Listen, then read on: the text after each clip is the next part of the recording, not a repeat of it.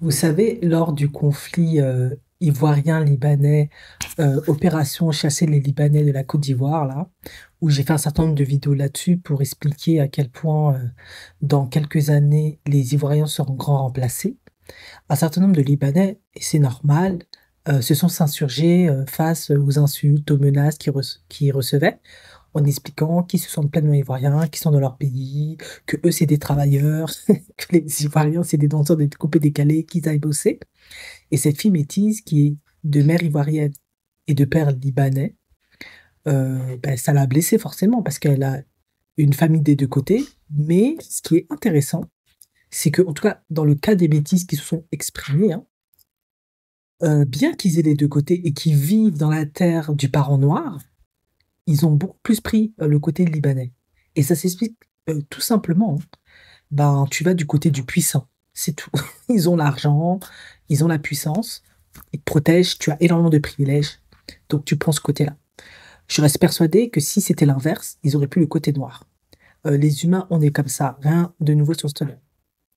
Et puis plusieurs Libanais se sont exprimés. D'autres ont pris le côté des Ivoiriens, ont demandé le respect des populations noires, etc. Mais la majorité ont quand même défendu leur beefsteak. Ça, je peux comprendre. Hein. C'est profondément humain. Et par la suite, vu que les Ivoiriens se sont énervés, leur sont tombés dessus, ben, cette fille métisse, après avoir insulté les Ivoiriens de bêtes, tout ce que vous voulez, elle est venue s'excuser, etc. Et puis, ils se sont excusés par la suite, etc. Il y a également le cas de un Hassan Hayek qui, lui, dit qu'il est pleinement ivoirien, etc.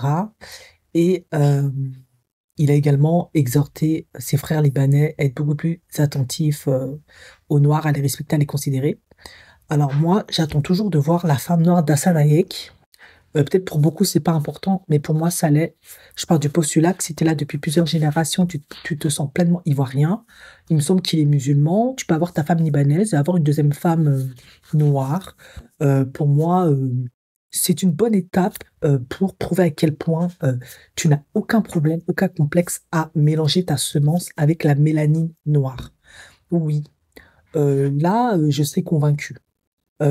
Avant ça, pour moi, c'est des belles paroles, tu fais des dons à gauche à droite, tu aides à gauche à droite, mais j'ai pas la garantie que. Alors, comment pour moi, après je ne suis pas une politicienne, hein, je ne fais que des suggestions, les Ivoiriens peuvent régler ce problème? Ben déjà, il y aura bientôt les élections. Je vous invite à ne plus élire Ouattara, ça va déjà bien arranger les choses. Essayez d'élire un qui a à cœur l'intérêt des Ivoiriens, mais qui a aussi à cœur le développement économique du pays, parce que ça sert à rien un pays qui se développe pas, on est toujours dans le tiers-monde, on n'avance pas, ça augmente l'insécurité, la violence, c'est pas bon. Donc s'il y a des peuples qui sont dynamiques, qui créent de la richesse, c'est bien. Première règle que moi je mettrai en place. Ça peut paraître profondément cruel, injuste, mais comme je vous l'ai dit, hein, je serais profondément triste que les Ivoiriens soient remplacés. Euh, Qu'est-ce que moi je ferais? Ben déjà, apparemment, beaucoup de Libanais, Marocains, Turcs, hein, qui se débrouillent bien économiquement, etc., ont la nationalité par naturalisation, je crois, ou l'ont obtenue depuis des générations, je sais pas quoi. Ben déjà, c'est très simple, j'ai déjà expliqué. Moi, je n'octroierai la nationalité qu'à des personnes qui épousent des personnes ivoiriennes. Du coup, ça crée une protection des terres et de la population. Pourquoi? Parce que comme ce sont des peuples qui sont dynamiques, qui créent de la richesse, beaucoup d'hommes libanais ont des entreprises, génèrent beaucoup de fortune, et que cette entreprise, si tu es obligé d'épouser un Ivoirien, une Ivoirienne, bah forcément, Djoula, Atié, Baoulé, là, là, bah, c'est très simple, hein, en gros, pour pouvoir créer une entreprise ou acheter de la propriété, tu dois t'associer à un Ivoirien, une Ivoirienne. Chez Comali, c'est un truc comme ça. Du coup, ben, ça permet à une femme ivoirienne, en l'occurrence, hein, de d'avoir de level up, d'avoir une protection financière, etc., etc. Et si jamais, ben, il quitte le pays, ben, l'entreprise te revient, et les terres et la maison. Et s'ils quittent pas le pays, ben voilà, vous vieillissez ensemble dans la paix du Seigneur. Qui plus est, divorce. Important, j'ai vu ça dans plusieurs pays. En Suisse, c'est comme ça. Si tu obtiens la nationalité par une personne ivoirienne ou un homme ivoirien et que tu veux divorcer, eh ben, la nationalité peut être retirée s'il y a vraiment des circonstances atténuantes. Violence conjugale, abandon du foyer, de l'enfant, négligence, négrophobie.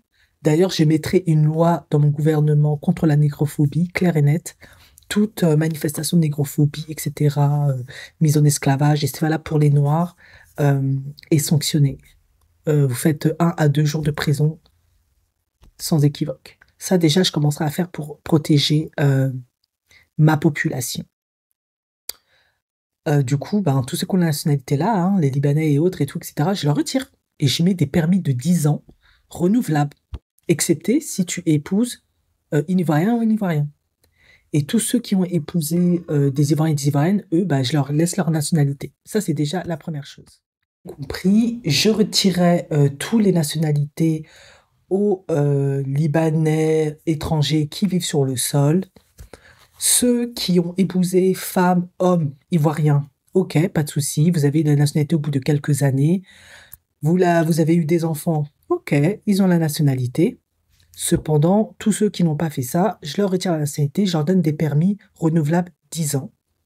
Qui plus est, dans leur business, pour pouvoir ouvrir un business, vous devez vous associer avec un Ivoirien ou une Ivoirienne. Si vous voulez acheter un terrain, construire une maison, je sais pas quoi, sur le sol ivoirien, vous devez associer une Ivoirienne et une Ivoirienne. Je n'ai absolument rien inventé, ça ne vient pas de mon esprit. Je me suis inspiré de nombreux pays, tels que les pays arabes, asiatiques, européens et certains pays africains. Je n'ai absolument rien inventé. C'est juste du bon sens.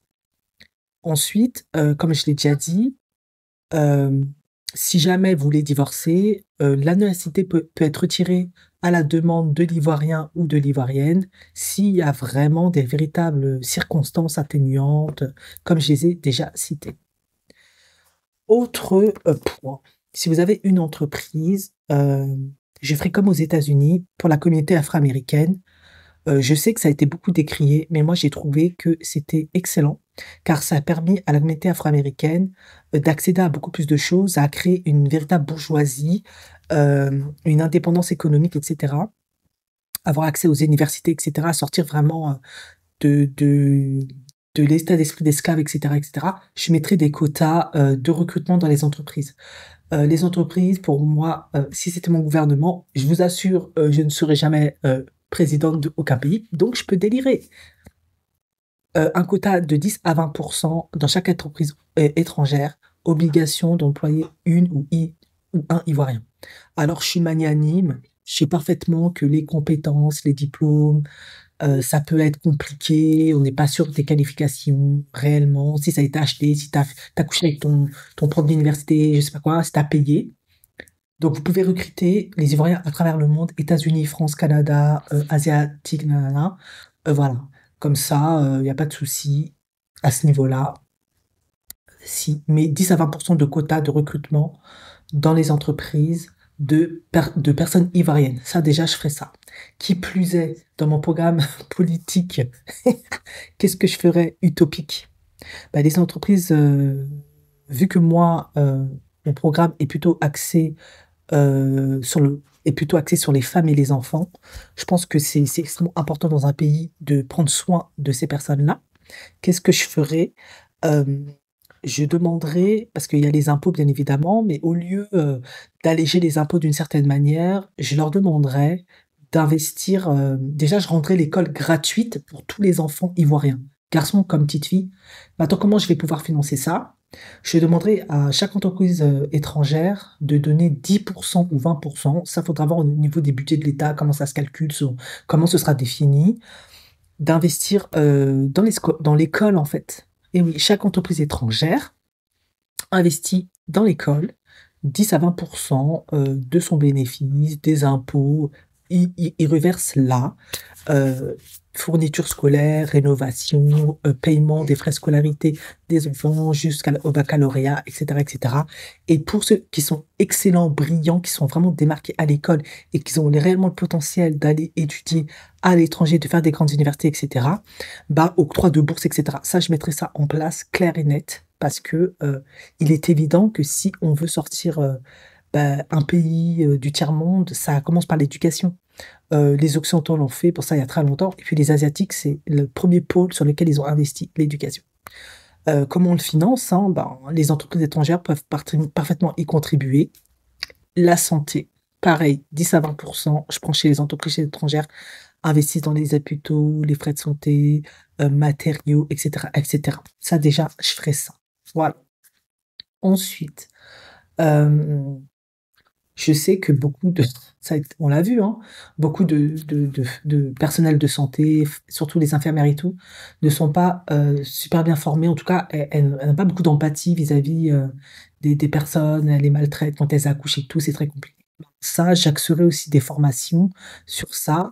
Maintenant, je suis pas naïve, hein, je sais que les pays africains, au niveau de ces formations-là, c'est pas le top, mais je sais que certains pays africains, c'est pas trop mal, comme l'Afrique du Sud. Ben, j'essaierai de collaborer avec l'Afrique du Sud pour qu'ils nous envoient du personnel compétent, former mes personnes et vice-versa. Si c'est pas suffisant, j'ai pas de souci, je peux ouvrir à d'autres pays étrangers, occidentaux, asiatiques, pour qu'ils forment les infirmières assez régulièrement, etc., etc. Comment je finance ça? Les entreprises étrangères. Moi, déjà, c'est ce que je ferais. Bon, à ce niveau-là, c'est très simple, hein. Si ça te dit pas, tu peux quitter le pays. Mais au moins, tu pourras pas dire je t'ai chassé parce que je t'aimais pas. Tu peux rester, mais tu vas contribuer à développer mon pays. Ça, déjà, je ferai ça. Maintenant, pourquoi je trouve que c'est important de penser à tout ça? Parce que on dit qu'il y a toujours beaucoup de vendeuses de piments et beaucoup de brouteurs. Ben oui, c'est normal. La plupart, ils viennent de milieux pauvres, ils vont pas à l'école, ils sont pas scolarisés, ou parce que l'école coûte cher. Ben, c'est ça qu'il faut régler déjà dans un premier temps. Tu vas chercher l'argent où? Ben, tu comptes dans les entreprises étrangères. Je sais même pas si les entreprises étrangères, tout ce que moi je viens de citer là, elles sont taxées par rapport à ça. Moi, je pense pas en fait, clairement. Une fois que j'ai réglé ça, les hommes, j'arrive. Déjà, ça, je crois que vous n'avez pas beaucoup aimé. Pour moi, la polygamie, non, c'est interdit.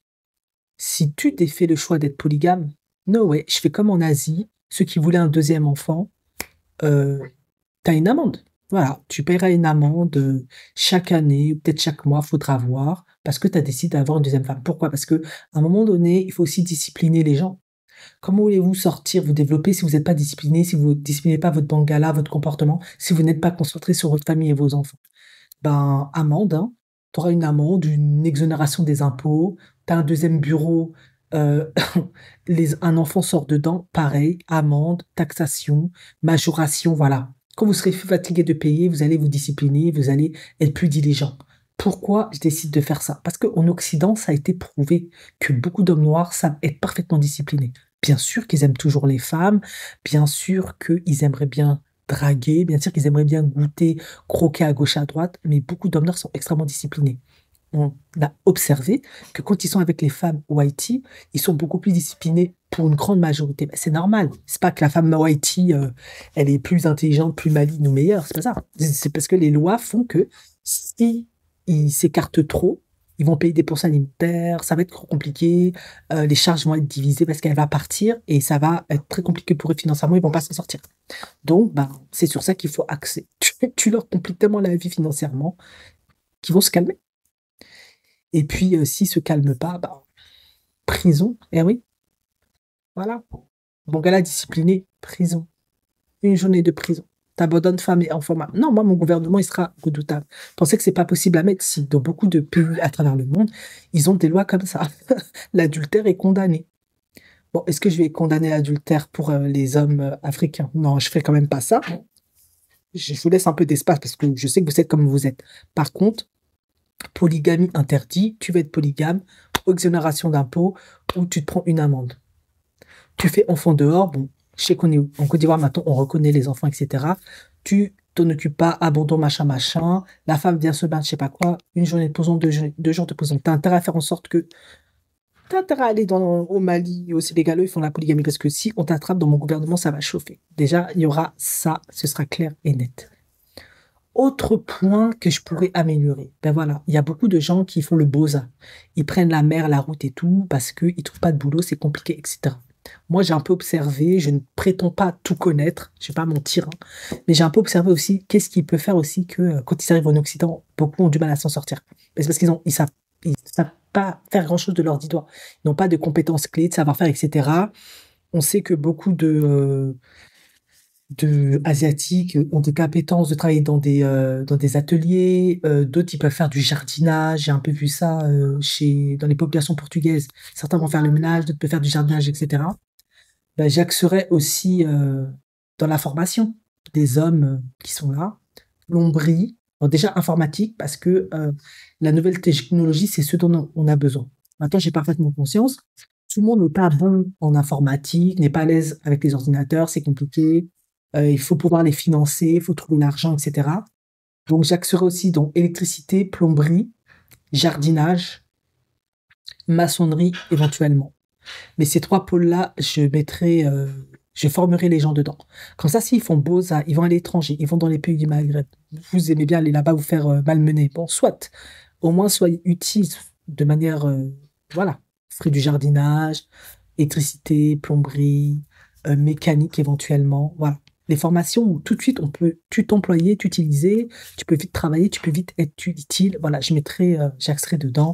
Même si t'as pas tes papiers, ça peut aller. Comme ça évite de tomber dans le trafic de drogue et trucs chelous quand t'es en étranger. Bon, ça, c'est déjà pas mal, je trouve, pour mon programme politique et pour éviter un grand remplacement sans la fuite de capitaux, etc. Après, bien évidemment, certains seront d'accord, d'autres seront pas d'accord. Mais pour moi, c'est un moyen aussi de protéger les femmes noires, la femme ivoirienne, entre autres, hein, puisqu'il s'agit de la Côte d'Ivoire, même si d'autres pays africains sont impactés, et les enfants. En effet, on sait que beaucoup de peuplades, surtout arabophones, on va parler que de cela, ne se mélangent pas. Ben, il faut les obliger à le faire, en fait. Surtout les hommes, parce que c'est eux qui créent souvent les entreprises, qui génèrent de l'argent. Pour moi, il est inconcevable que tu sois dans mon pays et que la femme noire ne puisse pas en profiter, hors de question. Forcé, tu vas l'épouser. C'est comme ça. Et je pense que si ce que je viens de dire, c'est pas grand-chose dans un premier temps, parce qu'il y a encore d'autres trucs, ça déjà, on peut régler et c'est faisable. Ça soulagerait énormément les populations noires, en fait. Et ouais. Et puis c'est win-win. Vous faites votre argent, voilà, vous êtes dans un pays que vous aimez bien, vous accédez en richesse, mais vous permettez aussi aux populations euh, étant là d'en faire autant, plus toutes les formations annexes que le soutien que vous pouvez accorder pour l'éducation et la santé, etc. Ça, c'est déjà un bon début de programme. Et ouais, il faut mettre une femme noire présidente. Les hommes noirs, vraiment, moi, je sais pas ce que vous faites, hein. Vous, à part coller les petites, là.